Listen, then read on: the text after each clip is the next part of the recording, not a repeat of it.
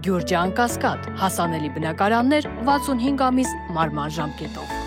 Պահում է պրոցեսը, ստերով կերակրում աշխարհին իբր խաղաղություն է ուզում, բայց օրը մի անհավանական պահանջ է ներկայացնում ու ձևանում, թե իբր լսում է արձագանքը հայկական կողմից։ Նա էլի սեփական գլուխն է գովել, թե Ադրբեջանն իր տարածքային ամբողջականությունն ու ինքնիշխանությունը լիովին ապահովել է, այդ թվում ռազմական միջոցներով։ Հետևաբար երկու ոտքը մի մաշիկ դրած Մինսկի խմբի լուծարում են պնդում։ Նա իր նարատիվն է պատմել։ Ժամանակն է լուծարել ԵԱՀԿ Մինսկի խումբը, որը լիովին ձախողվել է անցյալում հայ-ադրբեջանական հակամարտության կարգավորման գործում, եւ դրա հետ կապված բոլոր ինստիտուտները։ Հայաստանը նույնպես պետք է քայլեր ձեռնարկի այս ուղղությամբ։ Երևանը հստակ է հայտարարել, որ պատրաստ է այդ գործընթացին, եթե Մինսկի խմբի լուծարումն ու խաղաղության համաձայնագիրը ստորագրվեն միաժամանակ։ Բայց մեկ է նա չի լսում, կամ էլ ձև է անում, թե չի լսում, որովհետև մտքին բոլորովին այլ բան է, մասնագետների համոզմունքն է։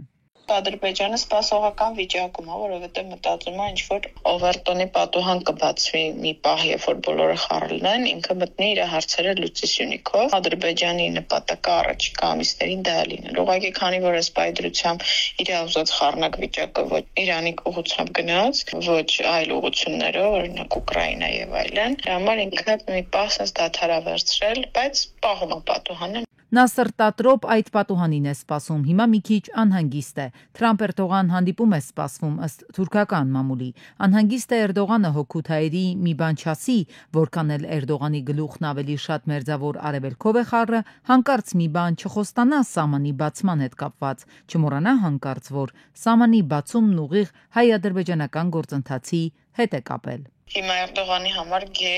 խնդիրը դա մերձավոր արևելքն է։ Ադրբեջանի համար խնդիրը, որ Թուրքիան հանկարծ որևէ քայլ չանի հօգուտ Հայաստանի, ու իրանք դեռ շատ ակտիվ աշխատում են Ադրբեջանին չի գործողությունների չի գնում, որովհետև այս բանը ինքը բացարձակ Թուրքիայի ներկայություն ու աջակցություն չունի, որովհետև Թուրքիայի համար այլ գերխնդիրներ կան։ 2020-ի դեկտեմբերին Բաքվում Արցախի դեմ սանձազերծած ագրեսիան էին տոնում Էրդողանը հայտարարեց Էնվեր Փաշայի հոգին փառավորվեց։ Հիմա Հյուրիեթը հղումանելով իր աղբյուրներին գրում է ԱՄՆ-ն ցանկանում է ստանալ Թուրքիայի չեզոքությունը, եթե ԱՄՆ-Իրան բանակցությունները դրական արդյունքներ չտան եւ պատերազմ սկսվի։ Նպատակն է թույլ չտալ Թուրքիայի միջամտությունը կոնֆլիկտին։ ԱՄՆ-ն նաեւ ցանկանում է օգտագործել սիրիական օդային տարածությունը։ Թուրքական լրատվամիջոցը գրում է, թե ԱՄՆ-ն կարող է խնդրել Թուրքիային չմիջամտել Սիրիայի օդային տարածքի օգտագործմամբ Իրանի հետ կոնֆլիկտի դեպքում եւ չեզոքություն պահպանել։ Իսկ Հարավկովկասի հարցեր կլինեն Էրդողան-Թրամփ մայիսին կայանալիք քննարկման սեղանին դեռ պարզ չէ։ Միացյալ Նահանգների եւ Ուկրաինայի միջև հազվագյուտ հանածոների շուրջ համաձայնագիրը ստորագրվել է։ Հիշեցնենք, շաբաթներ շարունակված քննարկումներից հետո փետրվարի 26-ին Կիևը հայտարարեց, որ Ուկրաինան եւ Միացյալ Նահանգները նախնական համաձայնության են եկել լայն տնտեսական համաձայնագրի շուրջ, որով Ամերիկան վերահսկողություն կստանա Ուկրաինայի հազվագյուտ օգտակար հանածոների նկատմամբ։ Համաձայնագիրը նախատեսում է ամերիկա-ուկրաինական ներդրումային հիմնադրամի ստեղծում, գործակցության եւ համատեղ ներդրումների միջոցով Ուկրաինայի տնտեսության վերականգնումն արագացնելու համար։ Ալեքսանդր Վուչիչի այցը Մոսկվա մայիսի 9-ի տոնակատարություններին մասնակցելու նպատակով Սերբիայի համար կարող է ճակատագրական լինել։ Եվրամիության ընդլայնման հարցերով հանձնակատար Մարտակոսը հայտարարել է, որ Եվրամիության դիրքորոշման համաձայն անդամության թեկնածու երկրները չպետք է սերտ հարաբերություններ պահպանեն Ռուսաստանի հետ, որ դա կբարդացնի Եվրամիության անդամակցության բանակցությունները։ Եվրահանձնաժողովն ակնկալում է, որ Սերբիան կհաստատի իր ռազմական առաջնահերթությունները։ ԱՄՆ կառավարության պետական կառավարման արդյունավետության դեպարտամենտի ղեկավար Իլոն Մասկը հստակ հասկացրել է, որ պատրաստվում է հեռանալ Ամերիկայի նախագահ Դոնալդ Թրամփի վարչակազմից։ Այս մասին նա հայտարարել է չորեքշաբթի օրը ապրիլի 30-ին ԱՄՆ կառավարության նիստի ժամանակ։ Գրում է CNN-ը հիշեցնելով Մասկի եւ Սպիտակ տան ներկայացուցիչների միջև եղած հակասությունների մասին։ Ինձ համար պատիվ էր աշխատել ձեր բացառիկ կաբինետի հետ։ Ուզում եմ շնորհակալություն հայտնել բոլորիդ։ Առաջին 100 օրվա ընթացքում հսկայական արդյունքներ են գրանցվել, ինչպես բոլորը նշեցին, սա ավելին է, քան ցանկացած վարչակազմի դեպքում, եւ դա լավ հիմք է ստեղծում մնացած գործունեության համար, մեջբերել են լրագրողները Իլոն Մասկի խոսքերը։ Մեծ Բրիտանիան եւ Ֆրանսիան քննարկում են Պաղեստինի ճանաչման հարցը, որը ըստ Guardian-ի կարող է տեղի ունենալ 2025 թվականի ամռան սկզբին ՄԱԿ-ի հովանու ներքո անցկացվելիք միջազգային համաժողովի շրջանակներում։ Մեծ Բրիտանիայի արտգործնախարար Դեյվիդ Լամին հաստատել է, որ քննարկումները կապված են Սաուդյան Արաբիայի աջակցությամբ կայանալիք միջոցառման հետ։ Նա նշել է, որ Պաղեստինի ճանաչման նախապայման է Համասի հեռացումը Գազայի իշխանությունից։ Ֆրանսիայի նախագահ Մակրոնն արդեն հայտարարել է, որ Փարիզը կարող է ճանաչել Պաղեստինը հունիսին։ Նախապես նման որոշում էին ընդունել Իռլանդիան, Իսպանիան եւ Նորվեգիան, ինչը բերում է Իսրայելի սուր արձագանքին։ 2017-ից հետո առաջին անգամ պատերազմի մասնակից եւ Զինապահ ազգային հիմնադրամի շահառուների ամսական հատուցումը բարձրացվել է ավելի քան 26%-ով։ Սրա արդյունքում տարեկան 4 միլիարդ դրամ ավելի կտրամադրեն հայրենիքի պաշտպաններին։ Մի շարք կանոնակարգեր զինվոր շահառուների հորդորով ազգային հիմնադրամում եւս վերանայվել են ու որոշում կայացվել փոխելու։ Զինապահի երբևէ առաջին կամ երկրորդ խմբի կամ ֆունկցիոնալության խորը կամ ծանր սահմանափակման աստիճան ունեցող այն շահառուները, ում զինհաշմանդամության խումբը վերանայվել եւ փոխվել է, շարունակում են ստանալ զինապահի շահառու դառնալու պահին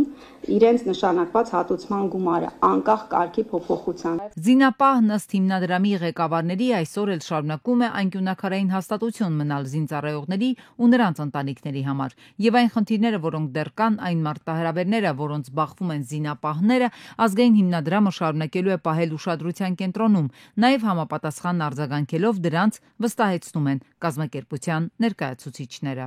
2017 թվականից 2025 թվականի առաջին եռամսյակի դրությամբ մենք հատուցումներ ենք տրամադրել 5491 շահառուների եւ մոտ 14000 նրանց ընտանիքի անդամների։ 2024 թվականի տարվա ավարտի դրությամբ մենք ունեցել ենք հատուցումներ 5482 դեպքերով եւ 2025 թվականի առաջին եռամսյակի դրությամբ միայն 9 դեպքեր ենք արձանագրել, որը բավականին փոքր թիվ է։ Դժբախտաբար 2024 թվականի առաջին եռամսյակում, եթե համեմատենք, մենք ունեցել ենք 147 դեպք, եւ դրանք հիմնականում Արցախի 2023 թվականի սեպտեմբերյան էսկալացիայի դեպքերն էին։ Հայրենիքին կյանքը զոհաբերած ավելի քան 4300 հայորդու մասին տվյալներն ի դեպ արդեն հասանելի են զինապահի վերաթողարկված կայքում։ Այստեղ նաև մշտապես հասանելի կլինեն դրամական հաշվետվությունները, ընդ որում ինքնաշխատ հաշվիչի միջոցով։ Մարդկային գործոնը բացառած, թափանցիկությունը սկզբունք է։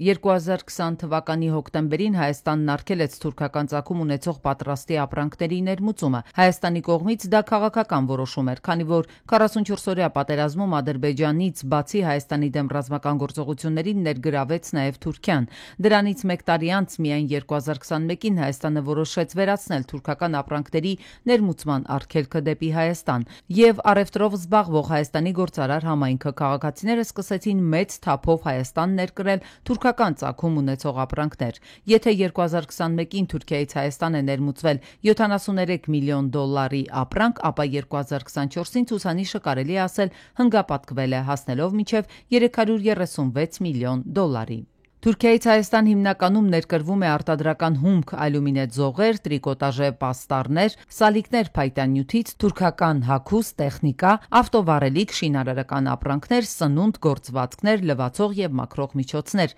Տնտեսական ոլորտի ներկայացուցիչները փաստում են թուրքական ապրանքի մուտքը Հայաստան արգելելու համար պետք է զարգ տալ տեղական արդյունաբերությունը, եթե ոչ հզոր մասշտաբներով, ապա գոնե փոքր ձեռնարկություններով, թեթև արդյունաբերական ընկերություններով, այլապես թուրքական երբեմն էլ անորակ ապրանքը կգրավի հայկական շուկան։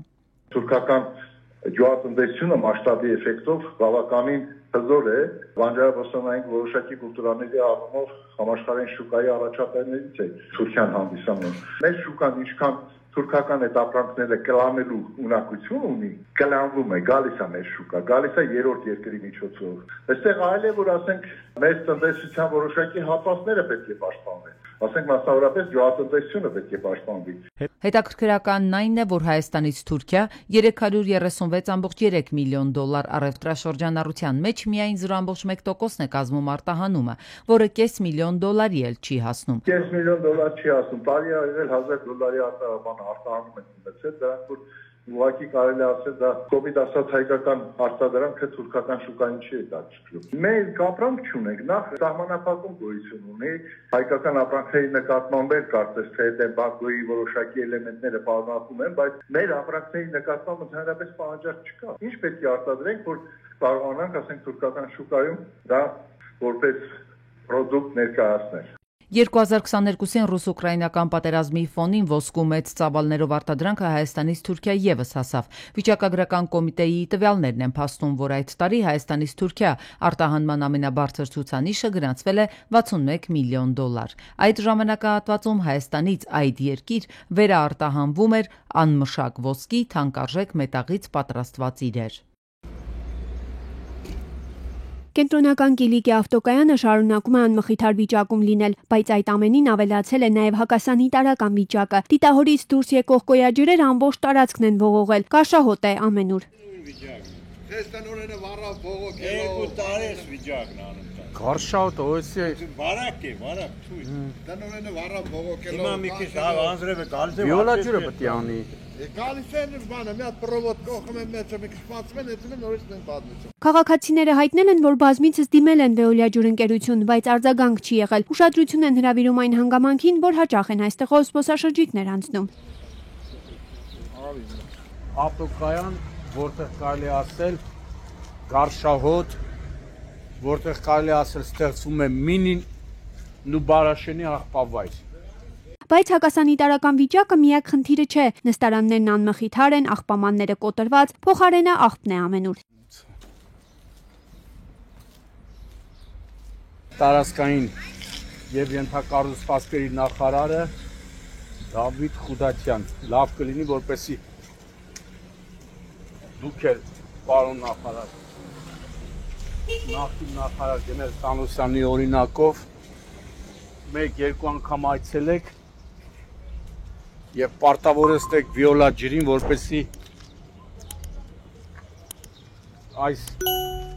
կեղտոտ վիճակը վերացնի։ Ավտոկայանը տարածքային կառավարման եւ ենթակառուցվածքների նախարարության ուշադրության կարիքն ունի։ Այստեղ հիմնանորոգման հարց կա։ Վարորդներն ու քաղաքացիները պատասխանատուների ուշադրությունն են հրավիրում, իրենք ամեն օր են տեսնում այս պատկերը։